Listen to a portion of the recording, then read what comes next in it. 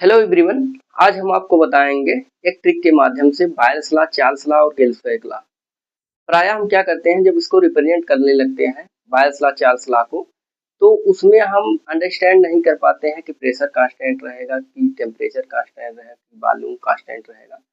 तो हम इस ट्रिक के माध्यम से आपको क्लियर करेंगे। एक बार आप इसको देख लीजिएगा, फिर आपको ये भूलेगा नहीं ना। तो ये आपका ट्रिक है।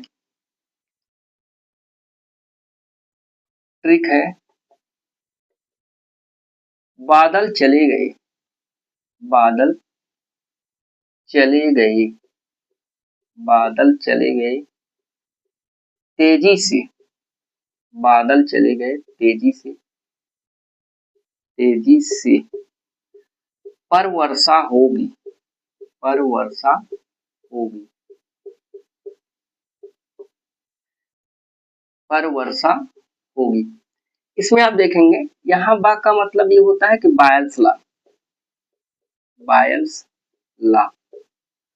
यहाँ चा का मतलब ये होता है चार्ल्स लॉ,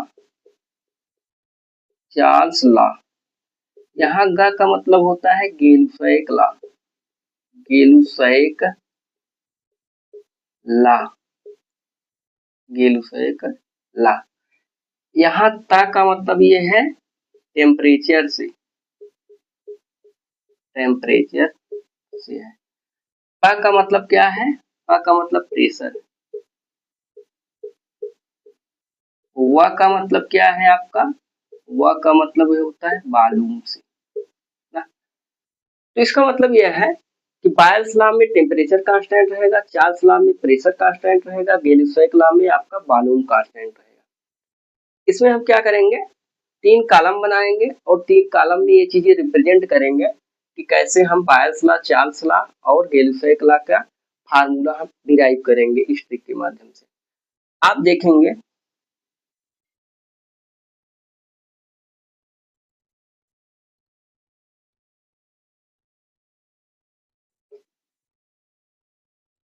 यहाँ पर क्या हो जाएगा, बायल्स लॉ,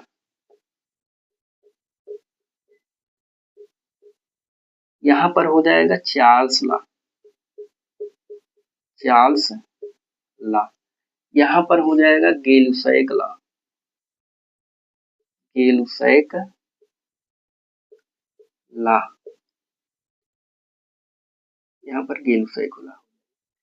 इसमें आप देखेंगे from the ideal gas equation we know that PV equal to क्या होता है, एनआरटी होता है।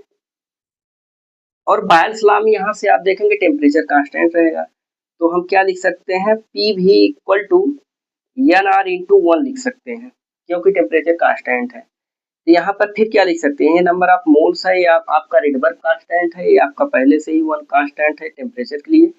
तो इसके लिए क्या लिख सकते हैं, पीवी इक्वल टू के लिख सकते हैं, मतलब ओवरऑल कांस्टेंट के ना। फिर उसके बाद क्या करेंगे, इसको जब कांस्टेंट को हटाएंगे प्रोपोर्शनलिटी में चेंज करेंगे तो क्या हो जाएगा आपका, पीवी डायरेक्टली प्रोपोर्शनल टू 1 हो जाएगा। या आगे इसको कैसे और लिख सकते हैं, या ऐसे लिख सकते हैं इसको, ये भी का जब इधर ले जाएंगे तो क्या हो जाएगा, डिनोमिनेटर में चला जाएगा। तो P is inversely proportional to, P is inversely proportional to 1 upon V हो जाएगा, ये आपका 1 अपॉन भी हो जाएगा ना।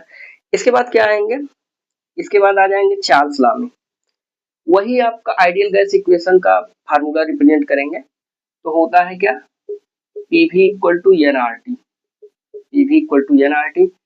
यहाँ पर पी कांस्टेंट रहेगा, इसलिए पी इंटू 1, पी की जगह आप हम 1 लिखेंगे, इंटू भी लिखेंगे, equal to n R T.